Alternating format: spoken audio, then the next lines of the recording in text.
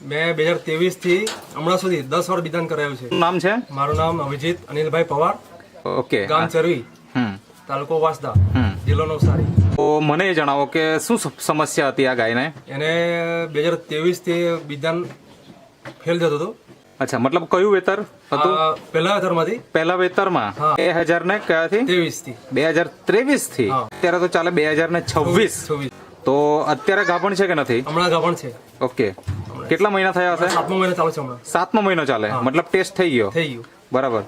અને 2026 બરાબર ને, એટલે લગભગ 3 વર્ષ જેવા થઈ ગયા. એમ કે 3 વર્ષ દરમિયાન જો કોઈ પણ પશુપાલક એની ગાય જો ગાભણ નહીં રહેતી હોય તો એક જ સોલ્યુશન એનું કે એ વેચી નાખે, કાઢી નાખે, જે લઈ જાય એ. તો તમે કેટલી વખત બીજદાન કરાયું પહેલી વખત એ જણાવો કે આટલા વર્ષો દરમિયાન? મેં 2023 થી હમણાં સુધી 10 વાર બીજદાન કરાયું છે. 10 વખત કરીએ છીએ.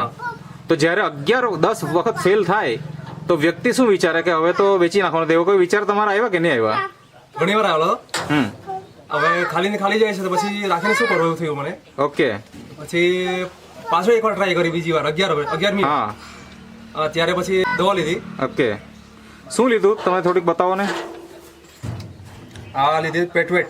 ઓકે. એ ગાયને મેં ખવડાવેલો હતો. કેટલા સમય પહેલા ખવડાવ્યું હશે? આ ગાય બીજા રહેવાના 2-3 મહિના પહેલા ખવડાવેલો હતો. અચ્છા, એટલે અત્યારે 7 મહિના થઈ ગયા. 7 મહિના થઈ ગયા. એટલે બીજા 3 એટલે 10 મહિના પહેલાની વાત છે. બરાબર ને? કેટલા ટાઈમ?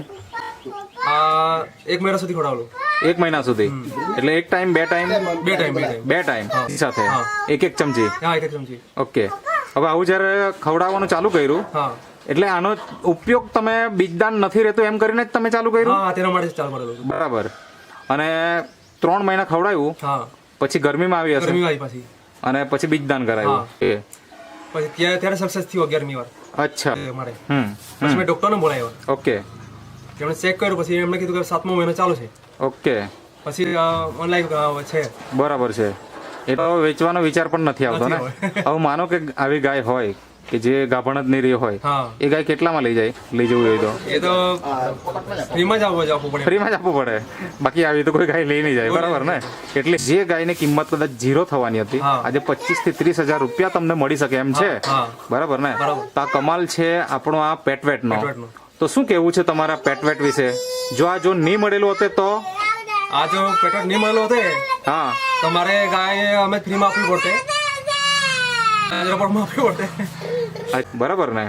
તો ખરેખર ખૂબ સારું રિઝલ્ટ મળ્યું છે. એનો ફાયદો થયો છે. બરાબર છે.